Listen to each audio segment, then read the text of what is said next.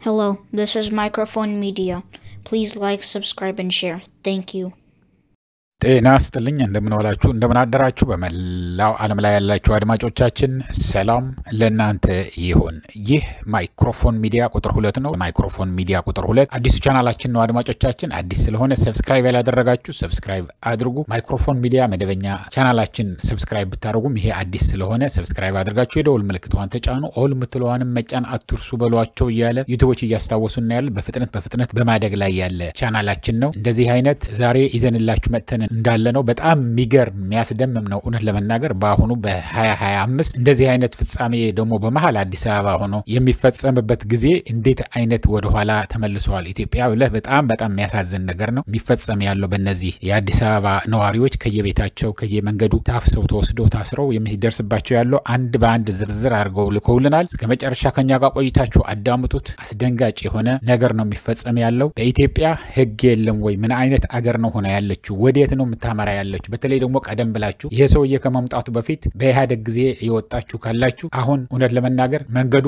አብለጭልጮ ምናምን ሆነ ሊሆን ይችላል። ህዝቡ ግን ስቃይ ላይ ነው ያለው። ደሃ የማይወድ መንገድና መብራት የሚያከብርና የሚያመሰግን ሰው ነው የመጣባት። ሰው ላይ ሳይሆን ቁስ ላይ የሚሰራ ሰው ነው የመጣ እና አሁን የሚፈጸም ያለው ግን ጭራሽ እንደዚህ አይነት በአሁኑ ጊዜ ኢትዮጵያ ውስጥ ይደረጋል ወይ ነው የሚያስብለው። እኔ አዲስ አበባ እውነት ለመናገር ካሳንቺስ አንድ ጊዜ ያየሁት እዚህ አሜሪካን ሀገር እንኳን በምን ተአምር ልታደርገው ማትችል ፖሊሶቹን እንደፈለጉ ሙልጭ አርጎ ሰድቦ ስተት ነው ከተባለ ጻፉልኝ። በኢህአዴግ ጊዜ ፖሊስ ካሳንቺስ ፖሊስ እዛ ኡራኤል አካባቢ አስቆሞት ከዛ በኋላ ለምን እንደዚህ ያደረክ ምናምን ሲለው ሙልጭ አርጎ ሰደበው። ምንም ሊነካው አይችልም ነበር። አዲስ አበባ ፍጹም የሆነ ዲሞክራሲ ነበር እኮ። የሚገርፍ ፌደራል ፖሊስ ከሆነ ነው የከተማው የወረዳው የክፍለ ከተማው ፖሊሶች ከሆኑ የአዲስ አበባ ፖሊስ ኮሚሽን አባላት ከሆኑ ምንም ነገር አይነኩም ነበር። አሁን ግን ማንም ተራ ሰው ምንም ሲቪል የለበሰ ወስዶ ነው ብዙ ስቃይ የሚያደርስብህ። አጥንተው ማን ምን እንደሆነ ደግሞ በጣም የሚያሳዝነው ምን እንደሆነ ታውቃላችሁ? የአማራ ወላጆችን ለመያዝ የአማራ ባንዳዎችን ይመለምላሉ። ሁሉንም ስለ ያሉትን የአማራ ነዋሪዎች እዛ ምን ሀብት እንዳላቸው ምን ንብረት እንዳላቸው ምን አይነት መኪና እንደሚነዱ ሁሉም ነገር አጥንተው የሚያመጡ የትግራይም እንደዛ የኤርትራም እንደዛ የሌሎችንም አጥንተው ነው የሚሰጧቸው።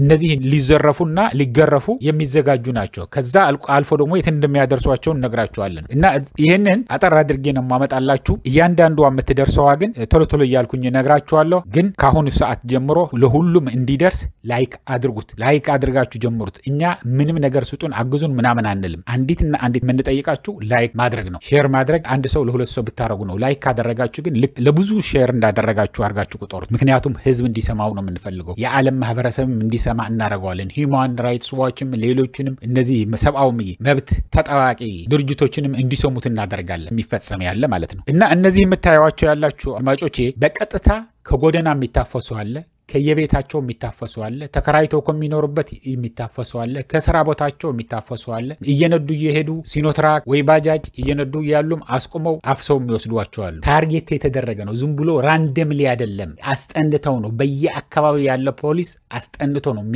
የሚያስይዝህም ያንተው ዘር ነው፣ ያንተን ቋንቋ የሚናገር ነው። ምናልባትም ከነሱ ጋር እያወራ ስለራስህ ያገሬ ሰው ነው ብለህ ስትነግረው እሱ ግን ሁሉን ልቅም አድርጎ ወስዶ ለማን ነው የሚነግር ያለው? ለነዚህ ለሚገርፉ ለሚዘርፉ ነው ወስዶ የሚሰጠው። አንተ ግን ያው ያገሬ ወገኔ ነው ብለህ ያለህን ሁሉ ስትናገር መንገድ ላይ ያለህ ወይ ባጃጁ ላይ ስትሄድ ወይ ታክሲው ላይ ስትሄድ ወይ የሆነ ቦታ ላይ የሚያዋራህን ሰው አትመኑ። ዋና ጠላት የራስህ ነው ዋናው አሳልፎ የሚሰጥህ። ይሄ ማወቅ አለባችሁ። ይሄ ቀድሜ መናገር ስላለብኝ እና መጀመሪያ ስትሄድ የሚጠብቅህ ዱላ ነው አሉ። አፍሰው ይወስዱህና በየቦታው አሁን ይሄ ቦታ የምታዩት ያላችሁ ትምህርት ቤት የነበረ ነው አሉ። ትምህርት ቤትም ስላልተከፈተ እንደዚህ አጭቋቸው ነው ያሉት። በሙሉ አልወጡም ብሎ ነው የላከልኝ ፎቶግራፍ አንስቶ የላከልኝ ሰውዬ። በሙሉ የሉም እንጂ ቢወርዱ ወደ መሬቱ ላይ ቢወርዱ በሙሉ ፎቅ ላይ ያሉትን ጭራሽ ይጥለቀለቃል አለ። እንግዲህ ይታያችሁ ይሄ በቂ የሆነ ሽንት ቤት የለውም፣ ውሃ የሚባል የለም፣ መብራት ይጠፋል። በቃ እዛ ረሃብ ነው እና ስቃይ ላይ ነው ያለው። ግን ከሁሉ በፊት ግን መጀመሪያ የሚጠብቅህ ዱላ ነው። ሲበሉ ውለው ሲበሉ አድረው እነዚህ ፖሊሶቹ ስፖርት ሲሰሩ ይውላሉ። ከዛ በኋላ አንተን ጭፍጭፍ ያደርጉሃል። ማስተማሪያ እንድትሆን ሲመቱ እንድትነሳ አይደለም። በቃ ስብርብር አርገው ይጥሉሃል። በተለይ ደግሞ ዘመድ ምናምን ብዙ የሌለህ ግን ንብረት ያለህን ሆነ ሲያገኙ እንደዛ ስብርብር አርገው አውጥተው ይጥሉሃል። ለማን? ለሌሎቹ እንዲፈሩ። ለአንተ አይተው ለኔ አይተ ተቀጣ የሚሉት አለ አይደለም አባባል። አንተን አይተው እንዲፈሩ ነው ዋናው ይህንን ስራ የሚሰራው። ከዛ በኋላ ይህንን ያዩና የአዲስ አበባ ሰው ደግሞ በጣም በተለይ አዲስ አበባ ተወልደ ያደገ ከሆነ ትንሽ ከሚደበድቡኝ ብሎ ስለሚፈራ ገንዘብ ካለም ቤትም ካላቸው ምንም ከሆነም በቃ ይከፍላሉ። ይህንን ስለሚያደርጉ የመጀመሪያ የሚጠብቅ ዱላ ነው እና ወይ ደግሞ መጀመሪያ ስትገባ ምን ያደርጋሉ? ለአንዳንዶቹ በቃ ግዴ የለም አትፍራ በቃ ቤተሰብ አሉ አይደለም እንዴ እናነጋግራለን ምናምን ይሉሃል ስልክ ካለ አምጣ ምናምን ይሉና ያግባቡሃል ለምን ገንዘብ እንድትሰጣቸው ነው ገንዘብ ሰጥተህ እንዲያስወጡህ ሌላ ቦታ ደግሞ እንድትታሰር ነው በጣም የሚያሳዝነው ታስረህ ቆይተህ ቢፎቶህ እንኳን ደውለህ ለወላጆችህ ወይ ለሚስትህ ወይ ለወንድምህ ወይ ለሆነ ሰው አሳምነህ ገንዘብ እንኳን ትራንስፈር እኮ ነው የሚደረገው ደግሞ በጣም የሚገርማችሁ እንደሆነ ታውቃላችሁ የሻይ ብለህ የሚሰጥ እኮ አይደለም አሁን ከአካውንትህ የድፍረታቸው ብዛት ይሄ ሰንሰለቱ ላይ ድረስ የሚደርስ መሆኑ ላይ 4 ኪሎ የሚደርስ መሆኑ የሚያሳይህ ከአካውንትህ ወደ እነሱ አካውንት ነው የሚገባው ስለዚህ እንደዚህ ያስገድዶኝ ይሄን ያህል ገንዘብ የነበረኝ 1 ሚሊዮን ካለ 1 ሚሊዮንም ትራንስፈር አድርግ ነው የሚልህ 100 ሺህ ካለ 100 ሺህን ትራንስፈር አድርግ ወደ አካውንቴ ይልሃል እየደበደበ ከዛ በኋላ ትራንስፈር ታደርጋለህ ትራንስፈር አድርጎ እገኛለሁ የሚል ሌባ አይደለም ያሁኑ ያለው ለምን ምክንያቱም ብቻውን አይደለም የሚሰራ ያለው እስከ ላይ ድረስ የወጣ ነው ይሄ ሰንሰለቱ ረጅም ነው የሚሉን ያሉት ሌላው በጣም የሚያሰቃዩ ሽንት ቤት የለም አሉ በቂ የሆነ ሽንት ቤት የለም በጣም ችግር ላይ ነው ሃይላንድ ላይ ትጸዳዳለህ ግን የምትጠጣው ሃይላንድም ሰው ስለማይሰጥህ ባዶ የሃይላንድ እቃም አይመጣልህም ለባዶ የሃይላንድ እቃ መጥታልህ እንድትሸና እንኳን ገንዘብ ትከፍላለህ በመቶዎች የሚቆጠር ገንዘብ ያስከፍሉሃል ሽንት ቤት ለመጠቀም ሌላ ደግሞ በጣም የሚገርማችሁ ምግብ የለም እዛ በሚያስሩህ ቦታ ላይ ምግብ የለም ምግብ ከመጣልህ ደግሞ በጣም የሚገርም እኮ ነው እውነት ለመናገር እኔ እኮ በጣም እየገረመኝ ነው ያዳመጥኩት ምግብ እንደምንም አድርገህ ከቤተሰቦችን ላኩልኝ ምናምን ብለህ ይመጣልሃል አይደለም እንግዲህ ምግብ ሲገባ ወደ እስረኛ ይፈተሻል እና ያ ምግብ ደህና ነገር ከሆነ አይሰጡህም ግጥም አድርገው ራሳቸው ይበሉት እንግዲህ ተበድረው አሁን ኑሮ በጣም ተወደዋል ወይ አባቴ ታስረዋል ብሎ ወይ ባሌ ታስረዋል ብላለች ወይ ልጄ ታስረው ብላው ተበድረው ምን ብለው በቃ ያያመው እንደዚህ እንዳይሆን ብለው በደንብ ሰርተው ይልካሉ ከዛ በኋላ ከፍቶ ያያል ለመቅመስ ይቀምሳታል ከዛ አይሄድም ወደ እስረኛ ይበሏታል ጥርግ አድርገው በነጋታው ሰሃን ይቆየዋል ይሄዳል ተመልሶ ይሄዳል ስለዚህ ምግብህንም አይሰጡህም ይበሉታል ብለዋል ይሄ ገንዘብ ደግሞ እንዳልኳችሁ ክፈል ነው ገንዘብ ክፈሉ ዋናው ከከፈልክ ያስወጡሃል እከፍላለሁ መጀመሪያም ፈርቶ አሁን ሰው ገና ከበር ስትገባ ጀምሮ ገንዘብ ከከፈልክ እኮ ደህና ነገር ማነሱም ካደረክላቸው ላነጋግርልህ ይችላል ሚድልማን እንደሚባለው ምንድነው የሚባለው ደላላዎች አሉ ያሰማሯቸው ናቸው እነዛ ደላሎችም የነሱ ሰዎች ናቸው የፖሊስ ሰራተኛ ነን የህግ አስከባሪ ነን ብለው የተቀመጡ ናቸው ግን ግዴለህም በቃ አነጋግረዋለሁ ገንዘብ ምናምን ይሄን ያህል ገንዘብ የተወሰነ ገንዘብ ትሰጣለህ ምናምን ይባላል አሁን ደግሞ የተወሰነ ሲሉ ትንሹ ምንም ነገር ለሌለው ቆራሊዮ እያለ እየለቀመ የሚውለው ወይ ሊስትሮ እየጠረገ የሚውለው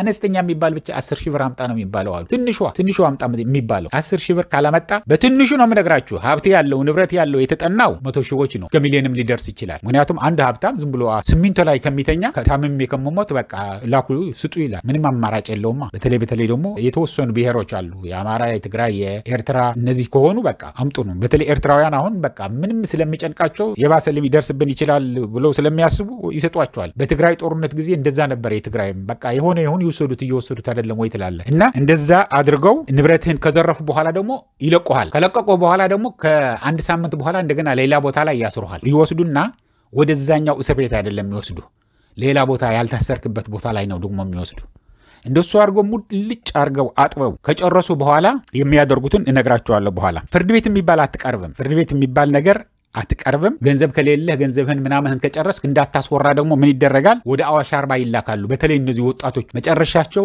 ካሁን ጀምሮ ልጨርስላችሁ እነዚህ ወጣቶች ገንዘብ ካላቸው ከወላጆቻቸው ከምንም ከዘመድም ከምንም አምጣ ተብለው ምንም ነገር የለኝም የቀረ ከተባለ ወታደር ትሆናለህ ተብሎ በአሁኑ ጊዜ ወደ ውትድርና ነው አፍሶም ይልኳቸው በዛው ነው የሚልኳቸው ወደ ስልጠና ስለዚህ እንዳልሳሳት ፎይላ ከልኝ እኮ ነው ፍርድ ቤት አትቀርም አዋሽ አርባ ትላካለህ የዘመዶችህን ቁጥር ደግሞ የዘመዶችህን የት እንዳሉ ይጠይቁሃል እነዚህ ገንዘብ ያላቸው ዘመዶች ካሉ ንብረት ያላቸው ገንዘብ እና ዋስ ሊሆኑ ይችላል የሚችሉትን ምናምን ይሏቸዋል መጀመሪያ ዋስ ሊሆን ይችላል ዋስ አይደለም የሚፈልግ ያለው ገንዘብ ሊከፍልለት ይችላል ወይ ነው ገንዘብ ክፈሉለት አለበለዚያ ግን በቃ አፍሰን እንዲናጠፋዋለን ምናምን የሚል ያጠፉታል ነው ይሄ ደላላ ነዋ ብሎ የሚያወራ ይላካል ማለት ነው ወደ ቤተሰብ ከዛ በኋላ እንደዚህ እየተባልኩማ እንዴት ምን ላድርግ ብሎ እቁም ገብቶ መንገድ ወደና ላይ ለምነው እንዲያስወጣ ይሞክራል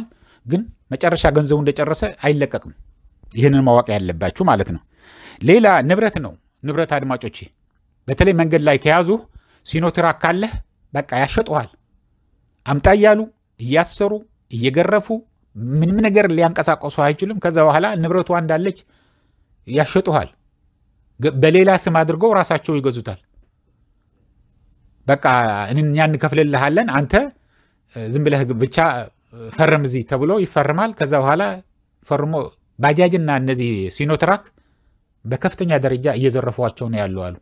ፈታተው ይሸጡዋቸዋል፣ ያርዷቸዋል። ማረድ የሚባል አለ አሉ። ማረድ ምንድነው ብዬ ስጠይቀው ይወስዱና ብትንቱን ነው ያወጡታል ማኪናውን።